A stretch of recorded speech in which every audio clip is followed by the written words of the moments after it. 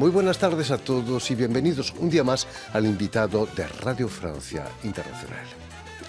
Edición que vamos a realizar con un invitado en nuestros estudios, como esperemos se pueda hacer a partir de ahora. La editorial francesa L'Harmattan acaba de publicar El teatro argentino después de la dictadura, libro en el que la socióloga y mujer de teatro uruguaya Florencia Tansilio analiza la extraordinaria evolución del teatro en Buenos Aires, que le ha llevado incluso a cruzar el Atlántico con nombres como Daniel Veronese o Ricardo Bartis.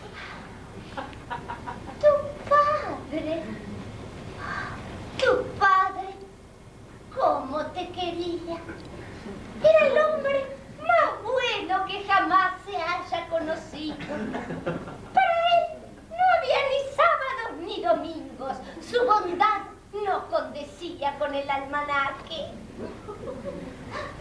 Siempre estaba dispuesto a levantarte sobre sus hombros y llevarte a dar una vuelta por la barraca.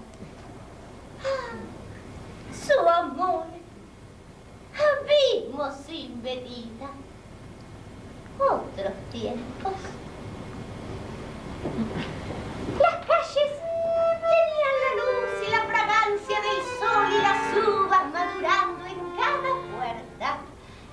Cantaban los ruiseñores su canto mejor y al viento las campanas cantaban su amor. Era rubio y sus ojos celestes alumbraban una pasión argentina. Era peludo, suave y blando. Así se diría que no tenía huesos. Eras un hombre a una nariz pegado. Y precisamente para hablarnos de este libro y de su actividad tanto en el mundo del teatro como en el de la sociología, Florencia Tansilio ha sido tan amable de venir hasta nuestros estudios. Muy buenas tardes, Florencia. Buenas tardes. Y sobre todo, muchísimas gracias por haber hecho el esfuerzo, a pesar del confinamiento, de venir hasta nuestros estudios. Permíteme, Florencia, que explique antes que nada que has nacido en Montevideo, en Uruguay, en 1983, en cuya universidad vas a licenciarte en sociología para más tarde obtener un doctorado aquí en París, en la Sorbona, en la Sorbonne Nouvelle. Pero el teatro también ha ocupado un lugar muy importante en tu carrera. Me gustaría que nos contases qué fue primero, la sociología o el teatro. En mi historia fue primero el teatro. El teatro comencé a estudiar teatro desde adolescente, desde que tenía 13 años. Y me apasionó a estudiar y a ver. Y después los caminos se bifurcaron. Cuando empecé a estudiar sociología, eso fue una línea que desarrollé por un lado y después por el otro el teatro. Y se juntaron cuando empecé a hacer mi tesis de doctorado, en realidad. ¿La sociología quizás te interesó también a través del teatro o no? No, en principio no tuvo una relación porque la sociología del arte, que fue lo que yo pude estudiar acá en Francia, no estaba muy desarrollada en Uruguay en ese momento. Entonces, de verdad, mi primera formación en sociología tuvo que ver con otros temas, sociología política, sociología urbana, y fue recién cruzando el Atlántico que me di cuenta que podía estudiar el teatro desde la sociología. Llegaban los ecos teatrales a Montevideo desde la otra orilla del Río de la Plata, desde Buenos Aires, en esos años donde hubo una verdadera revolución en el teatro. Claro, sí. Bueno, Uruguay, Montevideo, la ciudad de Montevideo y Buenos Aires históricamente estuvieron como muy ligadas, ¿no? No solamente en este periodo. Entonces siempre hay como un ida y vuelta entre las dos capitales del Plata, digamos. Y bueno, y también fue el caso de esta revolución artística, como yo la llamo en el libro, del teatro independiente. De hecho, bueno, yo no la viví directamente, la estudié, pero cuando yo entré a la EMAD, a la Escuela Municipal de Arte Dramático en Montevideo, en el 2006, ahí nosotros como estudiantes entendíamos que algo grande había sucedido en Buenos Aires. Ya en ese momento, siendo jóvenes estudiantes de teatro, a nosotros nos alertaban nuestros profesores de que había un fenómeno interesante en Buenos Aires. ¿Teníais la posibilidad de cruzar el río e ir a ver teatro a Buenos Aires o era difícil? Sí, yo creo que el momento en donde me dije yo quiero hacer teatro fue en una sala independiente de Buenos Aires. De hecho, una obra que me acuerdo hasta el día de hoy, fui a ver Open House, dirigida por Veronese, Daniel Veronese, que es uno de los miembros del Periférico de Objetos, que yo estudio en el libro, y me acuerdo de esa experiencia de espectadora y de decir, este es el teatro que yo quiero hacer. De sentirme, digamos, identificada con lo que estaba viendo en la escena y además de que la inspiración y el deseo de hacer teatro se potenció, digamos. Y nos sucedía mucho eso de ir a Buenos Aires a ver teatro.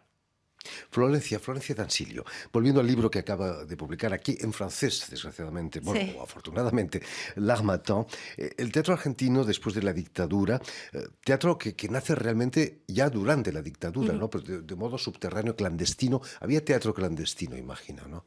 Sí, sí, claro. En realidad esta ola o estas nuevas olas, porque hay varias tendencias que se encuentran en escena en esta época, tiene claramente antecedentes en ese teatro tanto under por clandestino o también de taller en la intimidad de los hogares, digamos, durante la dictadura, pero incluso se pueden encontrar raíces mucho antes, en lo que pasó en los años 60. Los años 60 en Argentina fueron muy importantes, estaba el Instituto de Itela, había diferentes tendencias de teatro experimental y de avant-garde, y incluso, digamos, el teatro independiente nace en los años 30, hay toda una historia para atrás, pero es una de las hipótesis del libro. Yo creo que a partir de la reapertura democrática hay algo que nuevo. Hay realmente, como en términos sociológicos, de decir, una suerte de novedad en la forma de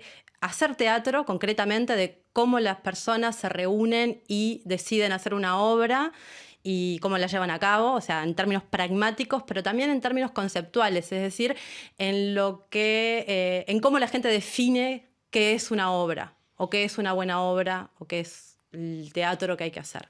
Porque durante la dictadura había dos tipos de teatro: el teatro oficial, subvencionado por el Estado, y el teatro comercial.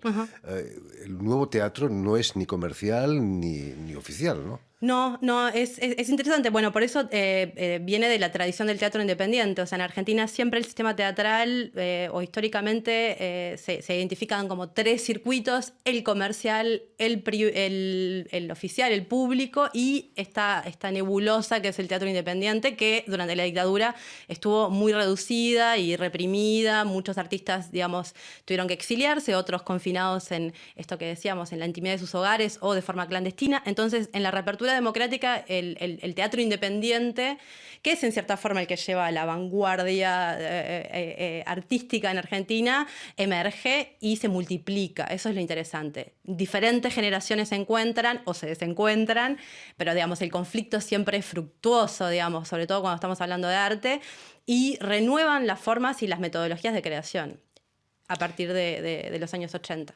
Florencia, en tu libro dedicas un capítulo entero a Ricardo Bartis, el creador del Sportivo Teatral, que era algo más que un teatro, ¿no? Era un centro de formación. Claro. De allí salieron muchos actores, directores, imagino. Sí, la figura de Ricardo Bartis es clave en este periodo porque, digamos, él comienza a trabajar en taller desde el 83 y unos años después funda, digamos, esta compañía del Sportivo Teatral, y hay una obra que es clave, que es Postales Argentinas, y después desarrolla, digamos, otras más, pero además justamente esto que comentábamos, que crea este lugar, y por eso la sociología es interesante para entender el teatro también, la importancia de los lugares como espacio de socialización artística. Es un lugar donde toda una nueva generación de aspirantes artistas se encuentran, y lo interesante es que es un lugar de formación, pero la idea no es transmitir un método, sino explorar en las formas de crear. Y es eso lo que el Sportivo Teatral de Bartis tiene de revolucionario, es decir, transmite una forma de hacer teatro que las nuevas generaciones se pueden reapropiar, incluso modificarla. O sea, es decir, no es un nuevo dogma, es una herramienta para crear y para generar teatralidad. Y en eso el Sportivo es un lugar clave, digamos, como lugar de creación, como lugar de formación de nuevas generaciones y de socialización. artística. Ese tipo de teatro firmó la muerte del teatro de texto, ¿no? Porque los actores se convirtieron realmente en dramaturgos de ellos mismos, ¿no? Sí, yo siempre digo que esta revolución artística en términos sociológicos del teatro argentino tiene como 3 pilares. Uno es que cambia el hecho de que el buen teatro se tiene que ver en las grandes salas. O sea, las salas independientes pequeñas del circuito alternativo son los lugares donde hay que ir para ver la novedad teatral. Eso es el primer pilar de esta revolución. El segundo es la investigación en las formas de actuación, que eso el Sportivo tiene mucha responsabilidad en este cambio, en el sentido de que ya no se trata de priorizar los antiguos, la buena dicción o la construcción de un personaje, como en el teatro más moderno, sino en encontrar una teatralidad genuina y también en explorar en la versatilidad y en la heterogeneidad del tipo de actor y de actriz. Esa es la segunda cuestión. Y la tercera es justamente esta, es decir, no es necesario partir de un texto para hacer teatro. La teatralidad nace en el momento en que el actor o la actriz se encuentra con el espacio. Y tener eso como inicio de la creación, en cierta forma subvierte las jerarquías iniciales, porque ya no hay que conocer todo el repertorio de la lengua castellana para poder hacer teatro. Simplemente hay que querer hacerlo y confiar en que uno tiene el lenguaje ya en su cuerpo y en su imaginario. Y esto es extremadamente emancipador para el actor y para la actriz, porque, digamos, los resitúa, los pone en el centro, digamos, de la creación. Ya no es el autor, ya no es el director, es el actor y la actriz el punto inicial. Eso es Antes muy los importante. actores eran meros objetos en manos de Intérpretes. autor y Claro. de director de escena, ¿no? Esa modernidad va incluso más allá que las vanguardias europeas, lo que hace que los argentinos llegan a Europa, a París, al Festival de Aviñón, por ejemplo, Claro. y producen sorpresa, ¿no? Aquí en Francia. Sí, bueno, a finales de los años 90, de hecho, hay un focus en el teatro sobre el sur de América Latina, donde Argentina tiene un rol fundamental. Hay una retrospectiva del periférico de objetos, viene Bartiz, con El pecado que no se puede nombrar, y a partir de ese primer antecedente, después siguieron viniendo nuevas generaciones de argentinos. Hasta en el 2015 se hizo también un focus en Argentina con la participación de Tolcachir, de Mariano Pensotti, de Sergio Boris. Es decir, yo creo que esta difusión del teatro argentino en el extranjero tiene que ver primero con una suerte de apertura al mundo, por ejemplo, de Francia y del circuito de teatro contemporáneo, digamos, que busca en otros lugares geográficos novedades, pero también tiene que ver con esta búsqueda particular del teatro argentino que en cierta forma logra generar una teatralidad singular. Es decir, hoy por hoy en Francia, cuando uno va a ver una obra de teatro argentino, la reconoce, hay una forma de actuación, hay un tipo de textualidad, hay una estética que es muy particular del teatro argentino y tiene que ver justamente con esta revolución que se da durante los años 80 y 90, fundamentalmente en el circuito del teatro independiente. Florencia, háblanos de tu propia actividad teatral, que ha sido interrumpida unos meses. Lo que no llegó a hacer la dictadura argentina de cerrar los teatros, lo ha hecho un pequeño virus, Un ¿no? pequeño virus, exactamente. Sí, yo además, digamos, de ser sociología del arte y sociología del teatro, hago teatro, digamos, como directora teatral, y sí tengo una compañía en Montevideo con mis antiguas colegas de escuela. Y acabamos de estrenar una obra que se llama Doméstica Realidad, para la cual, paradójicamente, invierto, utilizo herramientas de la sociología, pero puestas al servicio de la creación teatral. Es decir, para Doméstica Realidad, donde el tema era la relación de las mujeres con el espacio doméstico y el trabajo doméstico, pago y no pago. Las actrices, que no tienen nada que ver con la sociología, excepto una, jugaron en cierta forma a ser sociólogas y fueron a entrevistar personas que se dedican a hacer esas tareas. Y a partir de ese material creamos la obra.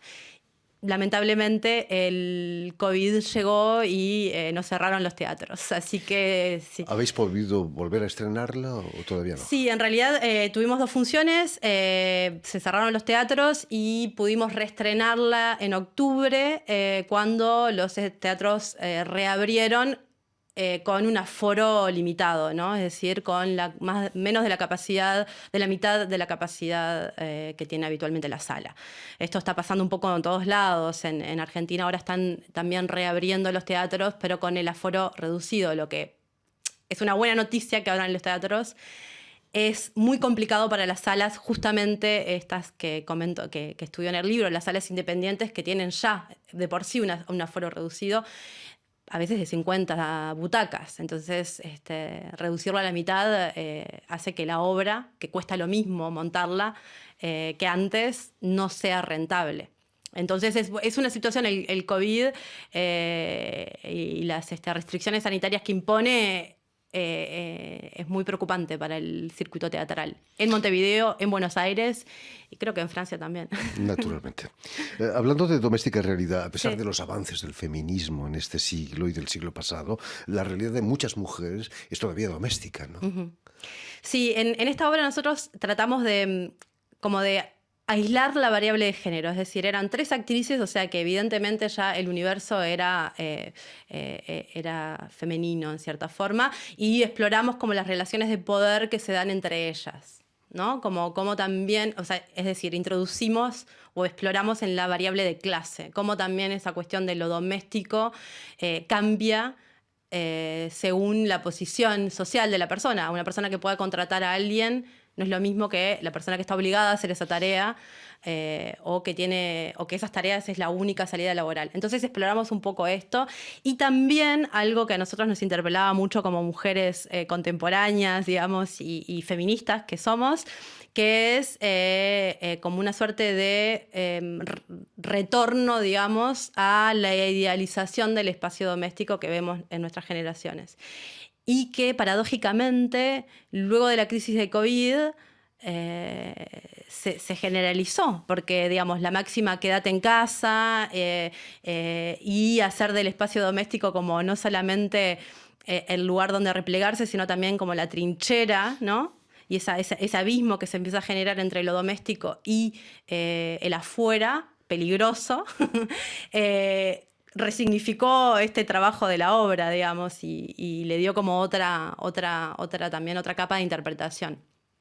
En fin, hay que decir que el afuera no es peligroso, que tienen que ir al Teatro del Galpón, si no me equivoco, para ver esta obra Doméstica Realidad, dirigida por Florencia D'Ancilio, y tienen el libro editado en Harmattan, aquí en Francia, en francés. ¿Habrá pronto una traducción al español, imagino, o no? Sí, eso estamos justamente pensando en traducirlo en el español, porque, bueno, digamos, hay un público lector en Buenos Aires y en Montevideo también que espera el libro en español, así que pronto va a haber una traducción.